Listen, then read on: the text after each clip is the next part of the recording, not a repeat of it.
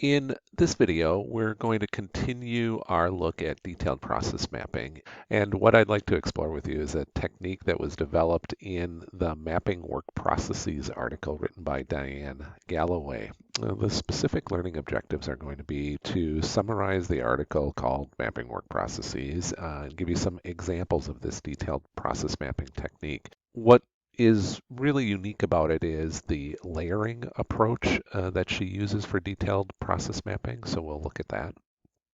And then we'll walk through the steps involved for facilitating a Galloway three-layer map.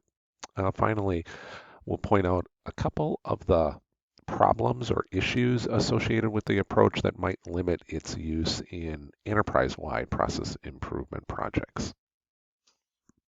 All right, I've cleaned up my screen a little bit, and this information isn't coming from the Business Process Improvement Workbook. It's actually coming from an article on the course materials website called Mapping Work Processes, written by Diane Galloway back in 1994.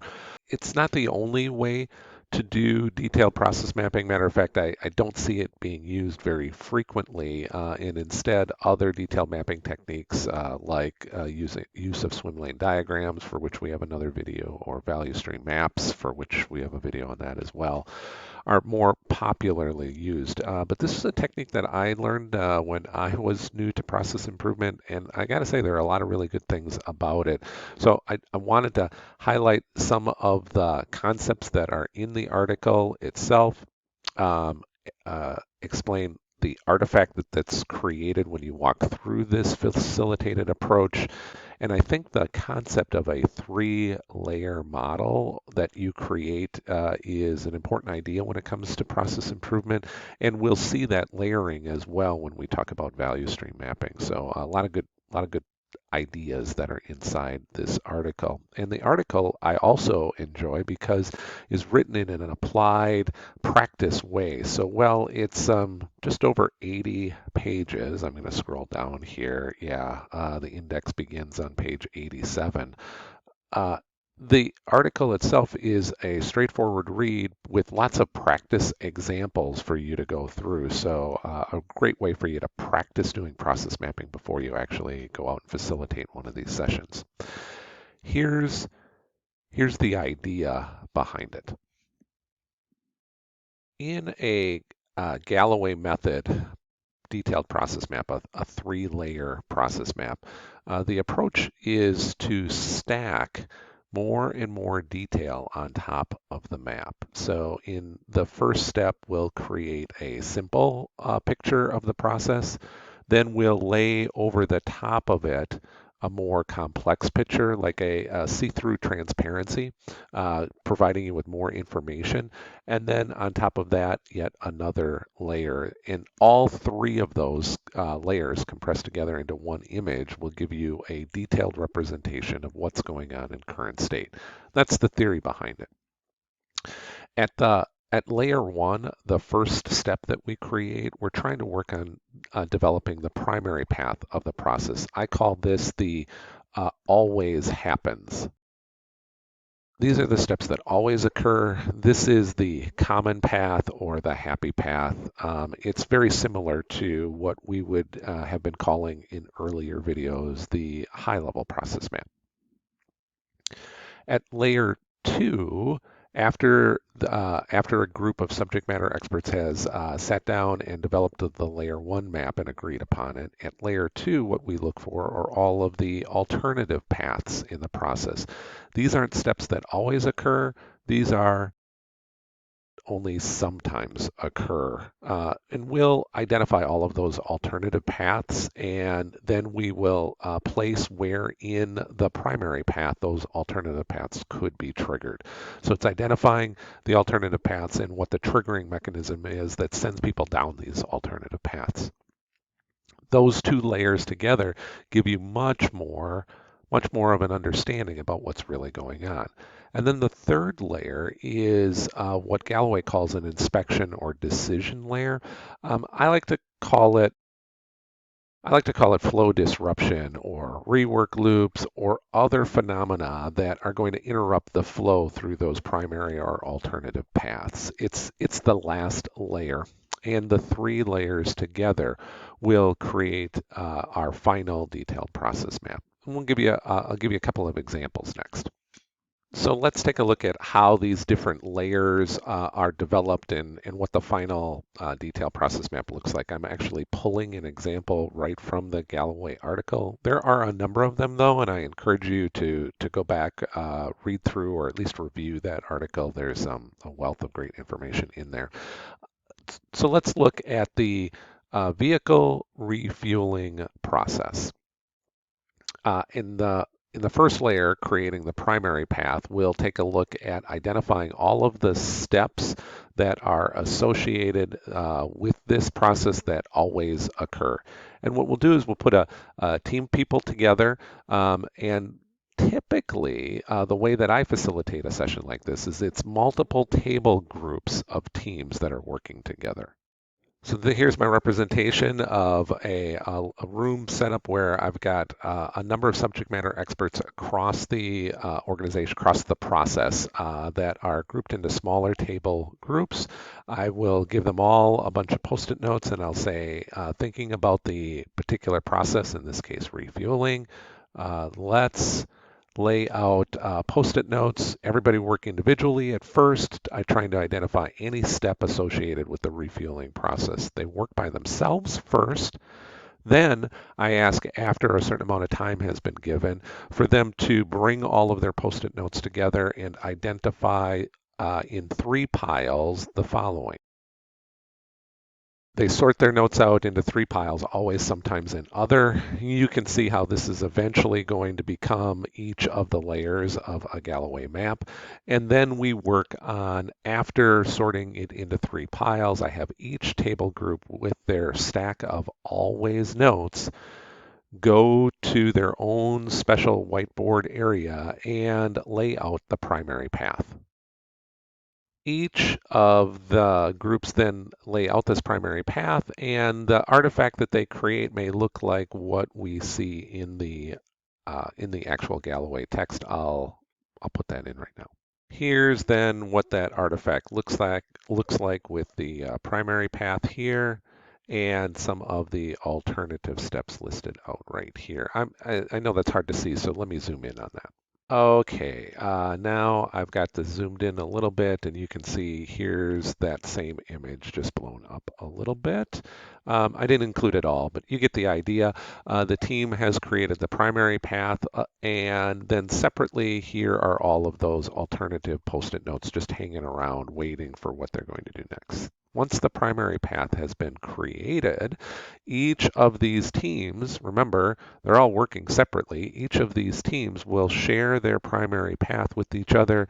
They'll review each picture, update their own, and then come to consensus on what the primary path is.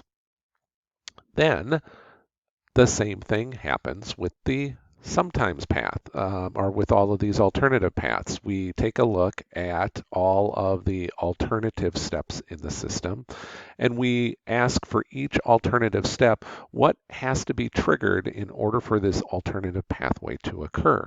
Each of the teams goes back to their primary map and identifies where in the primary path do these triggers occur, and then places all of the alternative steps. And I'll clean up my screen now and show you what this second layer looks like, where we have the primary path described as one map, and then we inject all of the alternatives. It's like putting a second transparency layer over.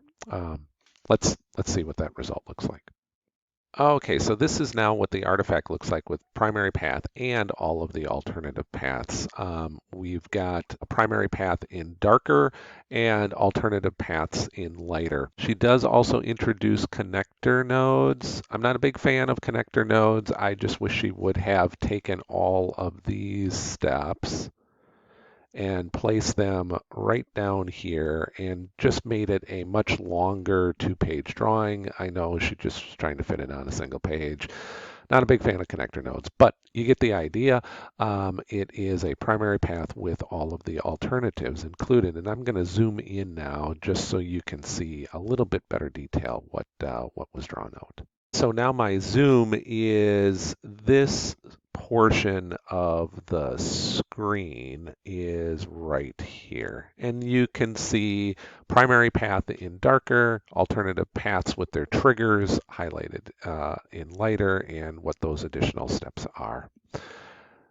This alone is a great detailed process map, but what I really like about the Galloway method is the insertion of a third layer. So now we've got primary path, alternative path, and then the third layer is inspection, decision, rework loop phenomena, or other flow disruptors. Let's look at a completed three-layer map.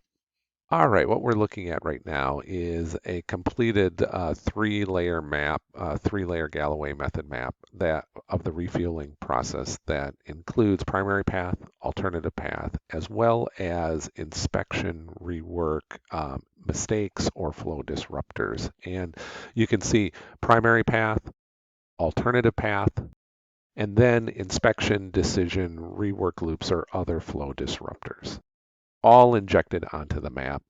I'm going to zoom in. I know it's hard for you to see, so I'll just take this small region right in here and blow it up for you. Know that all of these pictures are included in the Galloway Mapping Work Processes article.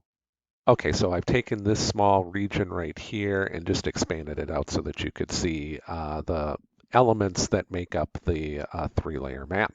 In each case, we would have our teams work on each layer by themselves, then with their small team, then with a completed picture at their small team location, each team would review everybody else's, come to consensus. This iterative updating creates a consensus across the whole group. And we do that for layer 1, layer 2, and then a final layer 3 map. And at the end of a facilitated session like this, you've got a pretty complete version of what's going on in current state in a detailed process map.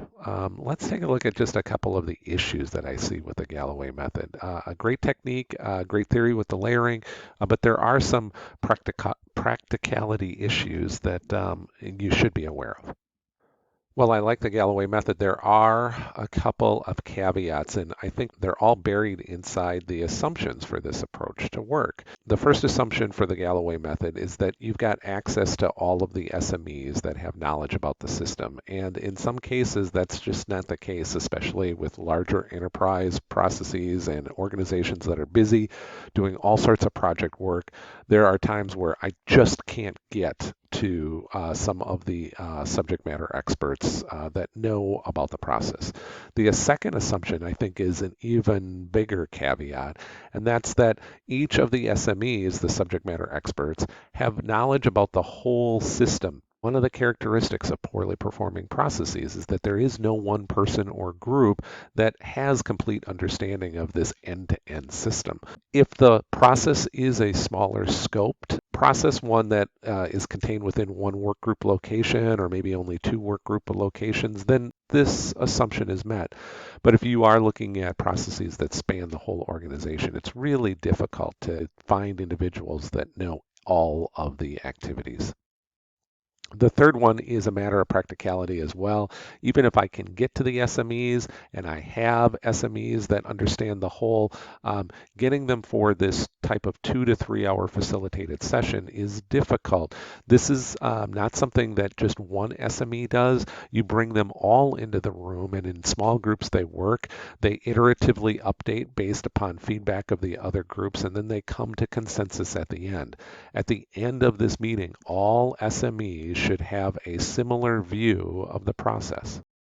That's great, but there is still one other big caveat. It's not buried into the assumptions. It's just a phenomena that I find I'm always having to do with a Galloway map. When you walk out of that room with everybody having a similar view of a detailed process map, there's an assumption that that is the way the process is working, and you still don't know. You still have to go out and perform You still have to go to the Gemba, do a process walk, and validate that what was built in a war room is actually a reflection of what's really going on in the process. It's because of these four issues that I use the Galloway method sparingly. Smaller scope projects, though, I think the Galloway method is a great choice for a detailed process map.